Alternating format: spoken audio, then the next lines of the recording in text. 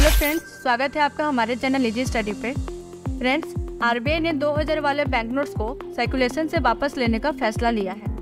नवंबर 2016 में डीमोनेटाइजेशन में पुराने 500 और 1000 के नोट्स के बंद होने के बाद 2000 के बैंक नोट्स को इंट्रोड्यूस किया गया था। अब आप सोच रहे होंगे कि आरबीआई 2000 के बैंक नोट्स को वापस क्यों ले रही है।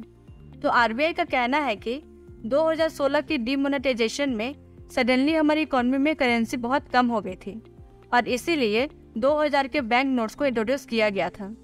और जैसे ही दूसरी डिनोमिनेशन जैसे कि 100, 200, 500 की करेंसी का सर्कुलेशन इकोनॉमी में बढ़ा और सफिशिएंट हो गया, तब आरबीआई का 2000 के नोट्स को इंट्रोड्यूस करने का ऑब्जेक्टिव भी पूरा हो गया और इसीलिए आरबीआई ने 2018-19 में 2000 के बैंक नोट्स को प्रिंट करना बंद कर दिया था। आरबीआई का कहना है कि 2000 के 89% नोट्स मार्च 2017 के पहले इशू किए गए थे और इन नोट्स का लाइफ स्पैन जो कि 4 to 5 ईयर्स का है वो अब खत्म हो रहा है।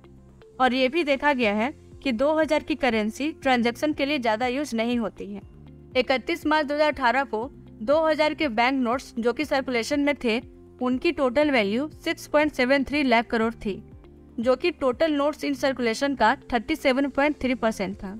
और 31 मार्च 2023 में 3.62 लाख करोड़ हो गया, जो कि टोटल नोट्स इन सर्कुलेशन का 10.8% था। और इसीलिए आरबीआई ने क्लीन नोट पॉलिसी के तहत 2000 के बैंक नोट्स को सर्कुलेशन से हटाने का डिसीजन लिया है। और यह कोई नई बात नहीं है, आरबीआई ने इसी तरह 2013-14 में सर्कुलेशन से नोटों को हटाने का कार्य किया था। अब ये क्लीन नोट पॉलिसी क्या है? तो ये आरबीआई का एक पॉलिसी है जो इंश्योर करता है कि पब्लिक को अच्छी क्वालिटी का बैंक नोट्स मिलती रहे। आपको पता होगा कि नवंबर 2016 में जब डीमोनेटाइजेशन हुआ था तब पुराने 500 और 1000 रुपए के नोट्स का लीगल टेंडर स्टेटस हटा दिया गया था। लीगल टेंडर का मतलब है कि कोई क्वाइन या बैंक नोट्स जो किसी भी तरह के ट्रांजैक्शन को सेटल करने के लिए किसी के द्वारा रिफ्यूज नहीं किया जा सकता। मतलब कि एक ऐसी करेंसी जिसको आप पेमेंट या डेट को सेटल करने के लिए यूज कर सकते हैं और इसे कोई डिनाई नहीं कर सकता। आरबीआई कहता है कि 2000 के नोट्स का लीगल टेंडर स्टेटस नहीं हटाया जा रहा है और पब्लिक इसको ट्रांजैक्शन के लिए यूज कर सकती है। लेकिन आरबीआई का ये भी कहना है कि पब्लिक 2000 के सारे बैंक नोट्स 30 सितंबर 2023 तक या तो एक्सचेंज करा ले या फिर अपने अकाउंट में डिपॉजिट करा ले। अगर आपके पास 2000 के बैंक नोट्स हैं तो आपको क्या करना चाहिए?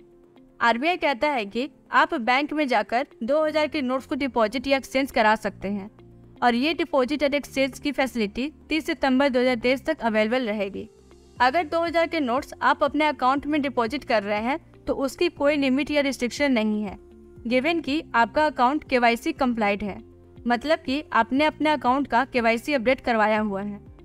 लेकिन अगर आपको नोट्स एक्सचेंज कराना है तो एक बार में सिर्फ 20,000 ही एक्सचेंज करने की लिमिट अवेलेबल है। बिजनेस कॉरेस्पॉन्डेंट्स के थ्रू भी एक दिन में 4000 पर अकाउंट होल्डर एक्सचेंज किया जा सकेगा और ये एक्सचेंज की फैसिलिटी बैंक्स में 23 मई 2023 से स्टार्ट होगी। नोट्स को एक्सचेंज करने के लिए बैंक का कस्टमर होना जरूरी नहीं है।